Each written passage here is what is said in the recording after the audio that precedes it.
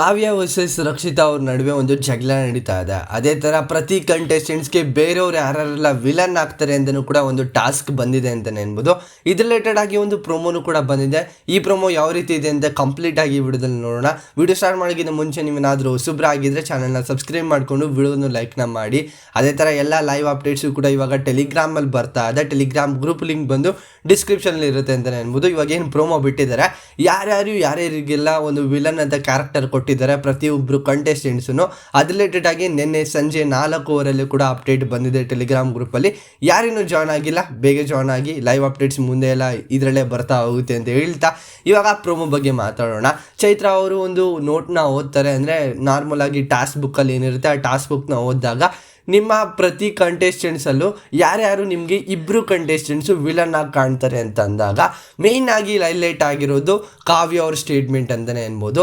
ಅದೇ ಥರ ಇಲ್ಲಿ ಪ್ರೊಮೋದಲ್ಲಿ ನೋಡ್ತಾ ಇದ್ದಾರೆ, ರಕ್ಷಿತಾ ಚೈತ್ರ ಅವ್ರನ್ನ ವಿಲನ್ ಆಗಿ ಸೆಲೆಕ್ಟ್ ಮಾಡಿದ್ದಾರೆ, ರಜತ್ ಅವರು ಅಶ್ವಿನಿ ಅವ್ರನ್ನ, ರಾಶಿಕಾ ಅವರು ಧ್ರುವಂತ್ ಅವ್ರನ್ನ, ಸ್ಪಂದನ ಮತ್ತು ಕಾವ್ಯ ಅವರು ರಕ್ಷಿತಾ ಅವ್ರನ್ನ ವಿಲನ್ ಆಗಿ ಸೆಲೆಕ್ಟ್ ಮಾಡಿದ್ದಾರೆ.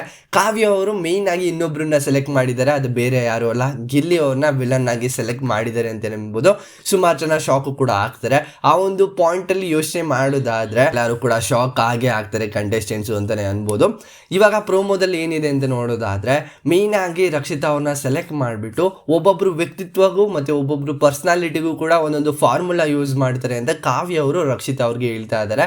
ಏನೊಂದು ಭಾಷೆ ಆಗಿರ್ಬೋದು, ವ್ಯಕ್ತಿತ್ವ ಆಗಿರ್ಬೋದು, ಬೇರೆ ಪರ್ಸ್ನಾಲಿಟಿ ಆಗಿರ್ಬೋದು, ಅದೆಲ್ಲನೂ ಕೂಡ ಒಂದು ಸ್ಟ್ರಾಟಜಿನ ಯೂಸ್ ಮಾಡಿಕೊಂಡು ಇವರು ಬಿಗ್ ಬಾಸ್ ಮನೆಯಲ್ಲಿ ಆಟನ ಆಡ್ತಾ ಇದ್ದಾರೆ ಅಂತ ಕಾವ್ಯ ಅವರು ರಕ್ಷಿತಾ ಅವ್ರಿಗೆ ಹೇಳ್ತಿದ್ದಾರೆ. ನಾರ್ಮಲ್ ಆಗಿ ರಕ್ಷಿತಾ ಅವರ ಸ್ಲ್ಯಾಗೇ ಬೇರೆ ಥರ ಇರುತ್ತೆ, ಬಟ್ ಇಲ್ಲಿ ಬೇರೆ ಥರ ಪೋಟ್ರ ಆಗ್ತಿದೆ ಅಂತಲೇ ಅನ್ಬೋದು.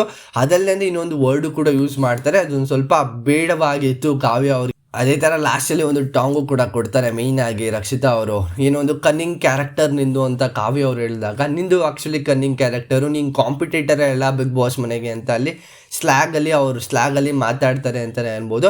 ಮೇಯ್ನಾಗಿ ಇಂಟ್ರೆಸ್ಟಿಂಗ್ ಪಾಯಿಂಟ್ ಏನಂತ ಅಂದರೆ ಟಾಸ್ಕಲ್ಲಿ ಒಂದು ಸ್ವಲ್ಪ ವೇಕಪ್ ಆಗಬೇಕು ಕಾವ್ಯ ಅವರು. ಎಲ್ಲ ಪರ್ಸ್ನಾಲಿಟಿನೂ ಕೂಡ ಇದೇ ರೀತಿ ಇರೋದಿಲ್ಲ.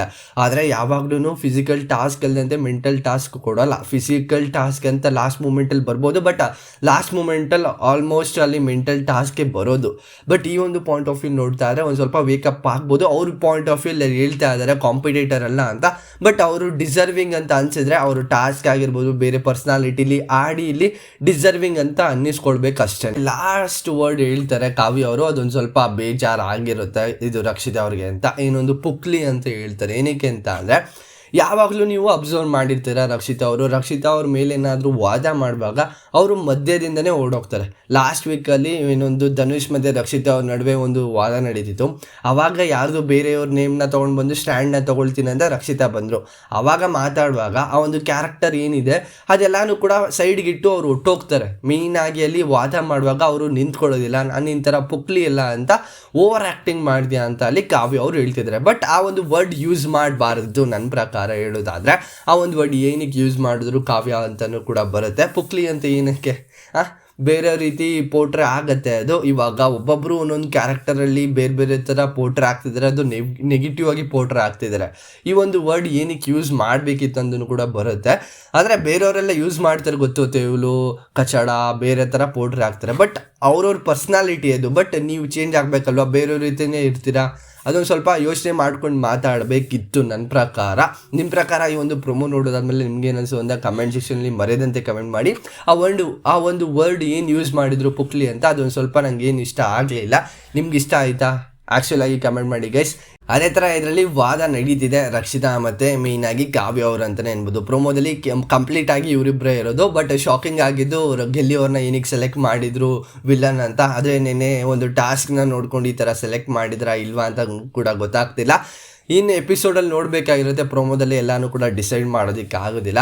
ಇದಿಷ್ಟು ಒಂದು ವಿಡಿಯೋ ಆಗಿರುತ್ತೆ. ಈ ವಿಡಿಯೋ ನಿಮಗೆ ಇಷ್ಟ ಆಗಿರುತ್ತೆ ದಯವಿಟ್ಟು ಒಂದು ಲೈಕು, ಶೇರು, ಕಮೆಂಟು, ಸಬ್ಸ್ಕ್ರೈಬ್ ಮಾಡ್ಬೋದು ಅಂತ ನೋಡ್ತಿರೋರು ದಯವಿಟ್ಟು ಸಬ್ಸ್ಕ್ರೈಬ್ ಮಾಡ್ಕೊಂಡು ಸಪೋರ್ಟ್ ಮಾಡಿ ಅಂತ ಹೇಳ್ತಾ ನೆಕ್ಸ್ಟ್ ವಿಡಿಯೋದಲ್ಲಿ ಸಿಗ್ತೀನಿ. ಬಾಯ್ ಬಾಯ್, ಥ್ಯಾಂಕ್ ಯು, ನಮಸ್ಕಾರ.